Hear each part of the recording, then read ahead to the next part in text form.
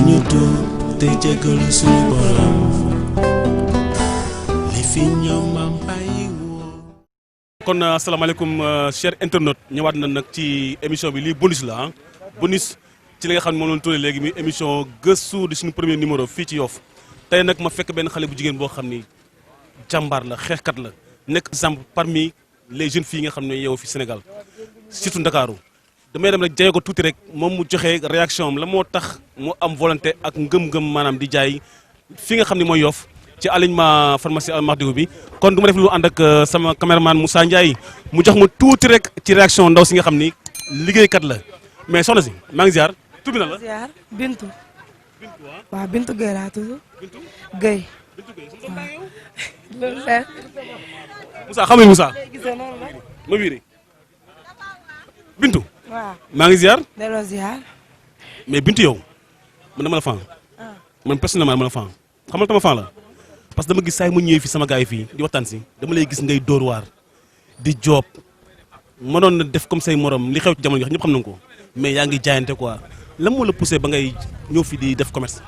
non dafa fekk ni dama di taaw rek dama am ñu nekk sama ginnaaw te mënuma toog comme xale jigéen ñuy def nii loolu amul solo àdduna dafa doy waar dafa gàtt torop bu ma sañoon jigéen ñëpp def man même bu fekkee da ngay taqale dem liggéey même boo jaayu sax fekkee da nga rus jaay sax nga di liggéey boo xamante ne. mais pourquoi rus jaay moom xaw jaaxal pourquoi. am na jigéen yoo xam ne dañoo am complexe pour taxaw ci mbedd di jaay am na jigéen ñu am alors di liggéey ay fobere am na jigéen ñu am complexe boobu loolu moo leen di poussé ñu def yeneen loo xamante ne c'est pas normal. mais yow lan moo la poussé yow ba nga ne tey man Bintu tey dama décidé tey wut sama table di jaay fataaye neem ak lan.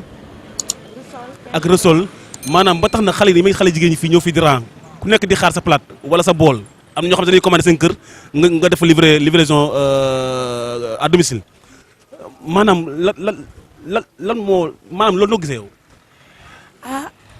samay jaay lu mu tax ma jaay moo dama am jëkkër dama yor xale bu ndaw bëgguma xaar sama jëkkër ci leen même su fekkee dafa may jox sax mais dama bëgg am na loo xam maa ko moom sama bopp di liggéey.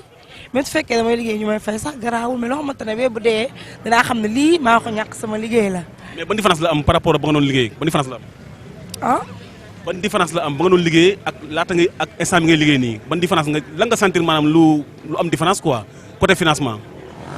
non lu ma sentir ma différence amul benn différence. non différence moom mooy avant ngay liggéey daaw yor xaalis comme ni nga ko yoree. balaa may liggéey yoruma woon xaalis dama doon toog di yaakaar sama yaay léegi mag laa quand même. jëlul ma yaakaar sama yaay. yaa ngi ci gis sa bopp quoi. waaw ma gis sama bopp bu baax waaye fayeeku di faj samay soxla su ma soxlaa dama koy faj sama doom manqué wu dara te su ma bëggee seet sama yaay dama koy seeti jox ko su ma fayee ko tamit damay seet sama yaay seet samay rax am naa ay rax am naa yaay. kon démb bu doon tey di nga teel a commencé. waaw di bu doon démb doon tey kay commencé naa bu yàgg du ma sax xaar du ma mus a xaar mais maa ngi nii daal. léegi donc sa numéro téléphone ñi nga xam ne bëgg nañ ñi nga xam ne ñoo topp chaîne YouTube bi nga xam ne moom mooy Kocc Borom Events bëgg a def seen commande fataay wala seen neem wala seen resol ñu mën la woo maanaam di nga def livraison à domicile sa numéro téléphone bu numéro la. 77 346 58 64 ku bëgg rek damay woo ma livré la ba sa biir kër am nañ fi ay livreur da ngay woote rek commande passe sa commande ñu livré la ko même pas 30 minutes. am na kaani am ketchup am moutarde yi sax. am na lépp am manqué wu dara am na lépp.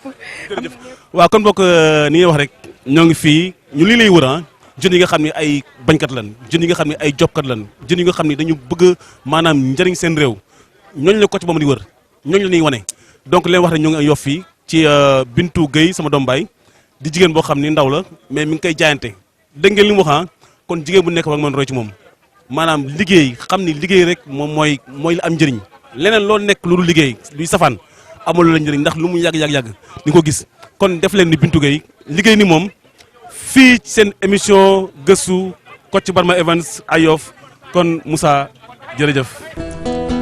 nañu tuub te jéggalu suñu borom li fi ñoom maam